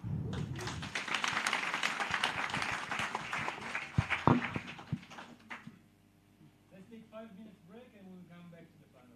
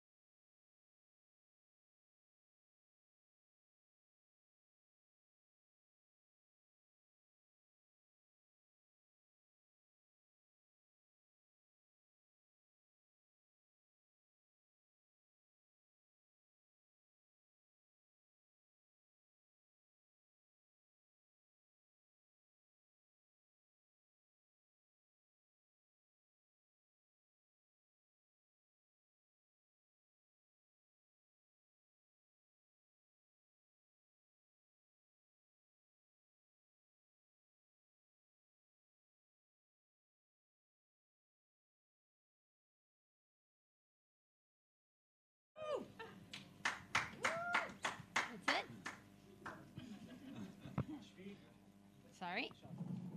Is that good? And back. Great. Thanks. And hi, everyone. And hi to everyone who's watching from live stream. And thank you, everyone who came tonight. We're in the last part of this evening, which I hope will give as much value as possible. I'm here to ask the hard questions. So just a quick intro. I'm Tamar Abramson. I run community here at RiseUp. We have a squad that does community, which is something we worked hard on, and we can speak about that a little more later. And I'm very happy to be here. So we've heard all of you speak, and I'm just going to start with some questions. Some of them will be towards certain people. Some of them will open the mic and let whoever wants answer. So we'll start with Dalia. You closed off the last session, and you said that Monday chose to build a community that does not have a direct connection to revenue or to Monday. And I wanted to ask why. So I think most of the use cases we saw here naturally are products that are doing impact or communities that are doing impact and are directly related to the product.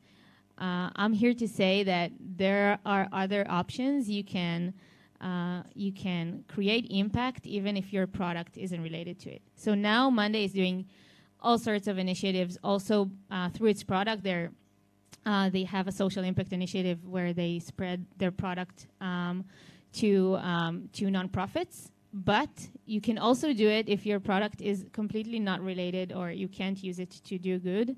And I think it's just an example that you can use your profit not just to make more profit, but also to do some good in the world. So we never meant for it to be something that brings any kind of revenue to Monday, but we see like it brings us so much more. We call it karma, and we always say that we can't measure karma, but we really, really feel it in everything we do. And I think it gave us a lot more than financial metrics. Yeah. Thank you for that word, Yuval. Karma.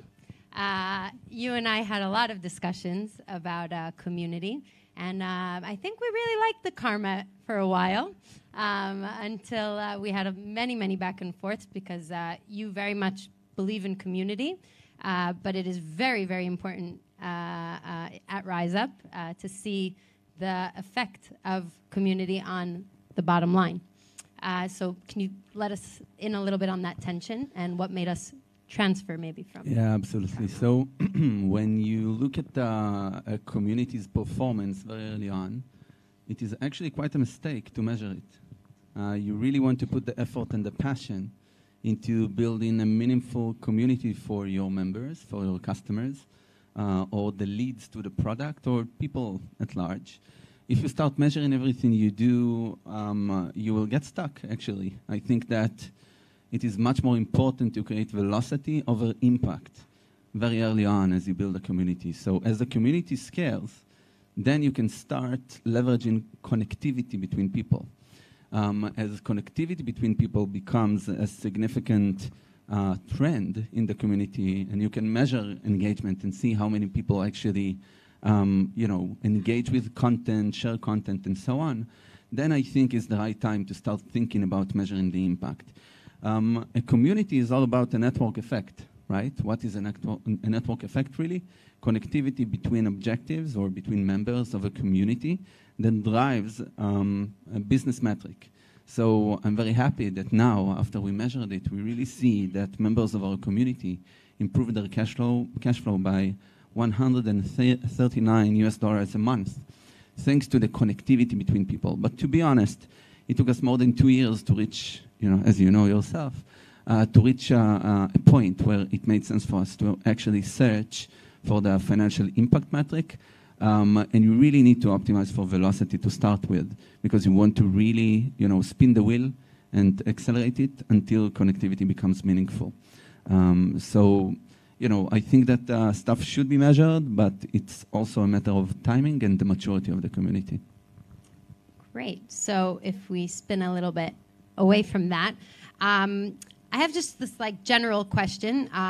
Anyone who started a community, and there's some of them in the crowd today, know that it's really, really hard and it takes a lot of time. So like, just what's wrong with the good old marketing methods? Why can't we just continue with those? And this is an open question to anyone who wants to take it. Everybody's like, I will take it. All right. So I'm sorry to tell you, but it's dead. The old marketing, it's dead, okay? Mainly for our audience that is Gen Z, but not just, like marketing changing every day. And let's say the audience become smarter and smarter and like more criticized to the regular ads that worked in the past. So people want to get recommendation from their friend. They want authentic content.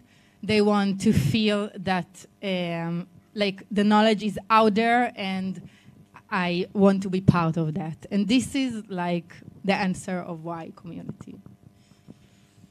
Anyone want to add? I think that an amazing product and making people feel the best they can feel is the best marketing in the world. In the end, this is marketing. We can have like ads on Facebook. This is also marketing, but this is the tool. The true marketing is just building an amazing product that will make you feel better. And then you will talk about it, and you will share, and you will get real value out of it. So we see it every day, and this is how I look at it. did you want to take it, Nadia? Or? So I think that it's important to think about community in two levels. One is the product value that the community creates. In our specific case, the product or the community is actually one pillar of the product. Community is also a go-to-market. And you know, as you see that the media is becoming very expensive on the platforms, all of us need to think like media companies. We really need to build the authenticity in our product. We need to build our own media assets. So in my perspective, our go-to-market is community-led. And then you need to harness a few different types of investments in order to spin the community flywheel. And I think it creates a much more powerful asset in order to engage with more and more customers, and then it goes beyond your immediate reach. So I think it is just a better strategy, actually, with the hyper-connected world. There are so many opportunities to engage with people. So bringing them into one community as a strategy with many different marketing tactics, from PR to influencers to whatever, it really spins the community flywheel, which is a fantastic go-to-market in our perspective. I'll just add, Yuval, that I really much connect to what you said when it's actually, it is not that it's dead, yes, but it's a two-dimensional, it's a relationship, right? And that's what marketing is. When marketing is good and it's working and it's impactful, you don't know that it's marketing. And so I would think that the community is basically that on steroids. It's that relationship, it's being connected, and that's what all of us here and what I'm sure everyone here listening also can identify to. This is what we're doing right here, right now. We're connecting, we're engaging, and that's far more powerful and far more authentic, and it's real, and that's actually what moves the metrics. I also maybe one last comment. Great marketing is actually feels like a part of the product. It should feel like a fantastic touch point. And this is why community is so powerful. When it feels authentically a part of the product, then it is the best marketing. So Nadia, thanks. And Nadia, I want to continue in that. You shared before about one of the insights that you took from the community was really that fantastic 5-year-old that started playing, and you mashed it all up and you created it, actually turned it into literally a Facebook ad or marketing tool. So I wanted to ask about that. Like, did it surprise you? I mean, what surprised you about that? What did you learn from it? So yeah, it was very surprising because, like what you were saying about start lean, test, and then add to it. This is exactly how it started. So even the fact that it still exists now, that it was a very lean, ugly way of putting the creative together. No offense, it's all about the performance and that works. But even like the font, everything, the way it was done, no, not really that interesting. But that's actually what worked because you don't need all the frills, and that works. So from the lean side, that's surprising that it literally broke the internet, and also it was surprising because it opened up a whole new creative theme, and also really was the start of something amazing from the point of listening to your audience, and that's also what it's all about. And then you listen to your audience and put that inside your marketing, and that's what's real and relatable. So I think the most surprising thing is actually you don't need all the frills and whatever else to make something identify, resonate, and actually perform. It's funny you say that. I'll share a story of something that happened to us literally this week with that. And we keep making the mistakes. Like every few months we make that mistake because we have this great asset, a great video that we created that celebrates that we reached 50,000 members in our community. And we're like, oh my, like the community has to see this. It's just, it's gorgeous. And we would put it up and we would celebrate. And literally the algorithm, Facebook's algorithm does not promote it. It is not interesting to anyone except for us. And then when we post the same exact thing with the selfie or with someone that, is real and authentic and sometimes even ugly because that is a tactic and it feels real, we see that it works. Same text, same everything, just being, putting our faces on it makes a big difference. So I like that. And if we continue that thread of what you said about learning from the community, I think that maybe some of you have examples of when the community kind of shifted your focus or helped you, become more aligned with them. Do any of you have a story about that? I can carry on and say that from the community, when we're talking about listening to audience, I really mean that. Like I'm in marketing and branding and whatever else, the hats I'm wearing, but the messaging, for example, that came directly from the audience, from listening to them, is actually changed the course of what we're putting out there. Like rather than us as marketeers making things up and thinking, obviously it's rooted from strategy, I'm exaggerating, but actually, thinking, okay, this is it. No, you can actually directly listen and create the messaging and how you're talking and what you're saying, which makes it, again, far more relatable. And that, for us, that changed by listening to the audience, literally our messaging of how we're talking about things, especially, for example, during COVID as well, because that influenced what we were putting out there. Would you like to share what happened during COVID? As in you needed to, all of us, I think, now it's a story in the past, but we all needed to adapt, and the same messaging wasn't actually working, right? Because it didn't resonate anymore. And so, again, we had our ears to the ground and listening to our community and how they were talking about it, how they were coming to literally our apps and saying this is literally the highlight of the day. It's saving myself, and I'm discovering this whole side that I didn't know, and it's actually the happiness from a really dark and gloomy place when you're locked in, and that was literally giving the gift of music during some very troubling times. And so that's what we were putting back out, literally what they were saying. Yeah, I want to add. I think community makes it so easy to talk to your audience. So I think a lot of startups are struggling to really get feedback from the users. And what's so easy about a community is that you can just ask. You'll ask, and they'll almost always they'll answer.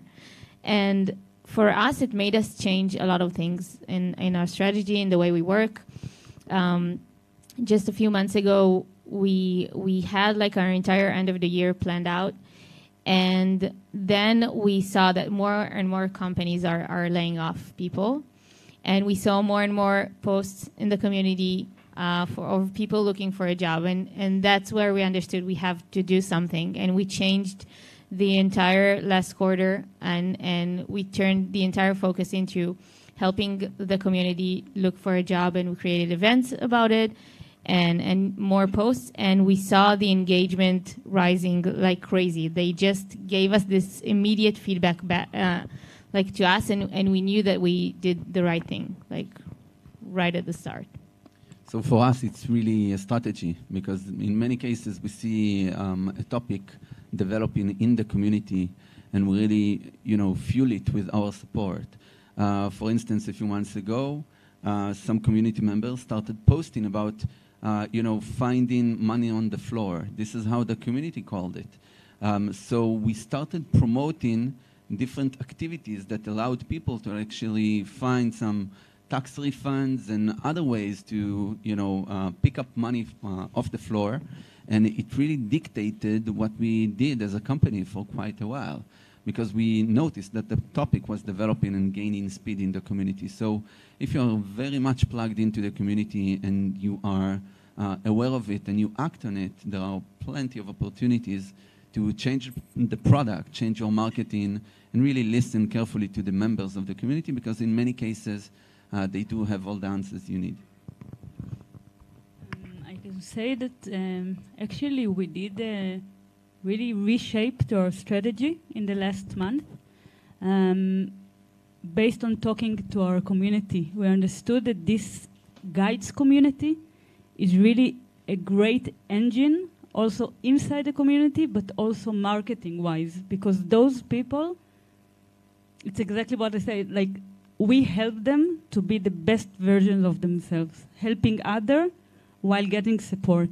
And once we understood it, it was really clear for us that we have like the members, we have the guides, so we reshaped all the squads and the KPIs around it, because now we really can understand how we can grow together. So really by listening to our guides and understanding the power of the value they're getting out of the product. So it was really amazing. So keep the mic, yeah. Okay. Your product is solely built around building communities, right? Or building circles, as your company's called. What do you explain to a customer? Like, that is the value of a product, and I think that community is something that we all use in many forms, and we mean different things every time. Yes. What do you say to a customer that brings them in? So actually, we don't really use the word community. Because what we believe in is small groups. So for example, in the audio rooms, we have a cap of 50 people. Because for us, creating this safe place and like very deep connection between people, it's very hard to do it in a huge group. And this is also our challenge in the product. Like, it's a human challenge, how you bring people together that didn't know each other, but going through the same thing in a way that, like, and we have, like, great stories of people flying to each other, meeting at circles. Someone paid on another member because she wanted her to be able to get the support. So this type of meaningful connections, sometimes we need to cap the size of it. So it's part of creating this intimacy between people. So we don't really use the word community. It's more support groups. It's more like safe space. And that you found works for you. Yes. That people understand what they're coming into and what they. Yes. So other people here in the panel actually didn't start by building a product that had a community in it. So my question to you is, what was the aha moment? What was that moment that you're like, oh, that is something that we need to start focusing on and shifting our focus to?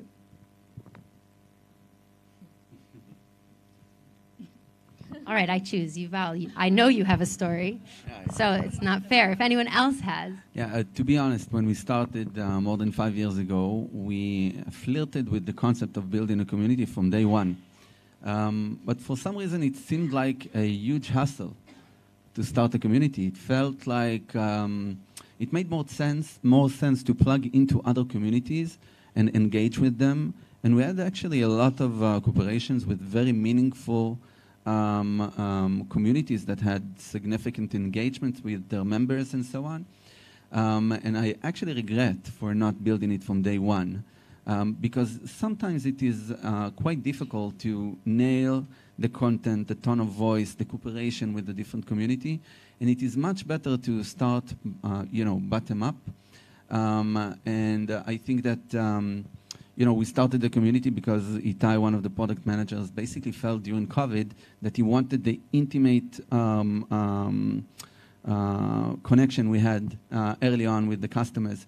So we built a community and we started accelerating it with you basically managing it. And the aha moment of the community, we had a bunch of those. I do think that we managed to create a community that had such a fantastic, again, intimacy, that people were willing to share their, very transparent report about their financials. How did I make ends meet in a certain month? And actually shared what was the status of their cash flow. It was a huge aha moment, like a mind-blowing moment of,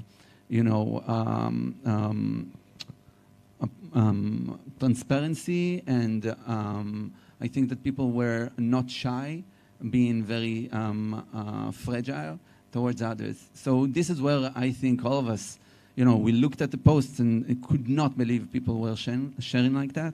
And I think that it really created a community of openness and intimacy. So in my perspective, I really I have this very vivid memory of the RiseUp cash flow post on the Facebook group the first time. To me, it was like mind-blowing that people were willing to share. So for us, I remember the aha moment of why community, because the Simply Piano, which was the first in our Simplyverse of products, we'd been out for not that long, and we were having a conversation, and it was like, well, the thing is, we really want to hear what is the value that we're providing like firsthand. Okay, yes, you have the dashboards; they're very important, but really, what is it, and how are they talking about it? Where are they getting stuck? And because they're doing this by themselves, and so that was literally where it was born from that of, okay, so how do we get that? Okay, well, we're just, community, a group. Now it needs to be private because instinctively, because again, with the safe space, no judgment, you're sharing the lows as well as the highs. And, all of us, right? Would you share something where it's not actually polished or perfect? And, within that, when I was seeing that these amazing learners were sharing when it wasn't that great, and they wanted that input. And so it's okay to make a mistake, and then you can get feedback and input of, what am I doing wrong here? I'm banging my head here. As well as, when you see those amazing, mind-blowing stories. I remember someone was going through chemotherapy, and she was learning whilst in treatment in the hospital ward. Now that's mind-blowing and very touches the core of everything. And when you're working on something that's consumer, you see that impact right in front of your eyes. And so that was the biggest aha of all, when you see the actual impact of what you're doing directly, and how you're really moving people, and that's from the community. I think you're touching on another thing, that another aha moment is when you see the team. Really, it drives the teamwork and and their energy in the morning when something like that goes up, or if they're really keen to solve a certain issue because they saw it in a community, it makes a big difference. We have two last questions. First for Neta. So, every woman here in the room and in the world is obviously rooting for you and for your cause. But I think that sometimes it's really difficult to convert that rooting into revenue.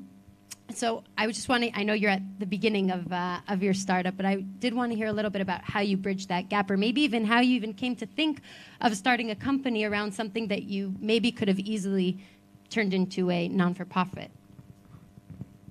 So I just got this question in the 5 minutes that we had before. Yes, and it's a common question. And I will start and say that our gap right now is from the rooting of every woman in the world to make them engage with SafeUp. And like we are a company before product market fit, and this is our main challenge right now. And as you mentioned, like monetization, it's kind of our challenge for the future.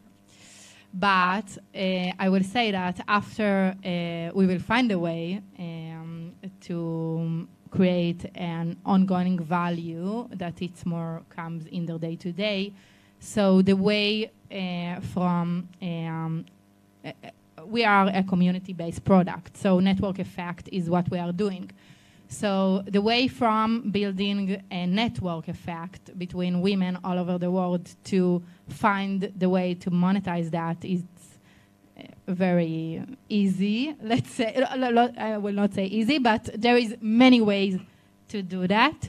I can share like kind of the, vision of the monetization plan, but it's really not connected to my real problem in the day-to-day, so I feel that I don't need to do that right now. I think you're actually touching on a big challenge in community in general, which will lead us to the final question about, we all have problems that we think are very, very pressing matters. I can even think about simply in COVID, thinking that we can actually be helpful for people that are, suffering from loneliness. By the way, not only in COVID, now that I think of it, but, we all have that pressing matter, but convincing the other person, to join and say, actually, you will gain a lot of value from joining this community and taking part and an active part in it, and we'll all gain from that, is something that I think every community faces. Which brings me maybe to the last question, and if we have time, they'll tell me I have one last one. But which brings me to the last question about community, which is, there's some entrepreneurs in the room,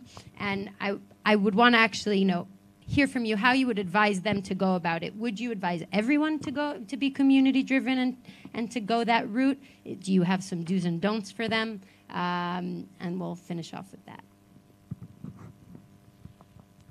So maybe I can start quickly. I think, again, we need to split the question to two answers. There is the product pillar. Do you need a community as a part of your product? And is a community a good go-to-market strategy for you? Those are not the same questions. I think that obviously not all products are supposed to be community-driven. However, as a brand nowadays, being able to speak the language of communities, being able to connect to communities, and maybe building a community of your own based on the most successful customers you have or the target audience you want to reach, usually I think it is a good idea to at least, spend some time thinking on, because there are many ways to build a strong flywheel, a strong marketing flywheel with a community-led strategy. So just this morning, I talked to one of the biggest card issuers over here in Israel, and we spoke about whether a community-led growth strategy makes sense for them as a card issuer or not. And my conclusion was that the biggest opportunity for brands that would like to speak authentically with customers nowadays is to plug into a community with shared relevance. So if I want to issue a significant credit card nowadays, it makes a lot of sense to do it with a community I serve. So maybe not building a community, but definitely speaking with the community, in the same level, and cater for their needs is something that I think every company should consider nowadays. I'll just add, we're talking a lot about community, and some of us touched on platform. To be perfectly honest, community is everywhere. So not necessarily is it bound by a platform. So should you start a community? Yes, it does depend on obviously what the goal is, whether it's for product, whether it's for something else. Is it for brand? Is it to create advocacies? It always will go back to the goal. But if you broaden and the thinking of, okay, communities everywhere, then actually just find what that is and connect to that, because from there you can really get and create advocates for whatever it is that you're doing. I want to add last comment on that, or not last, sorry. So just because it's an impact panel too, I want to say that as an entrepreneur that you have some impact product or startup or idea, you should start to create your own community. It's not to need to be an online community or Facebook community, but people will follow you because you have a great mission. And this will lead you to success. Like this will bring you your opportunities in your business, and it's something that you should do as an impact entrepreneur. And I want to say, actually, even to any entrepreneur, even if you are not impact. So,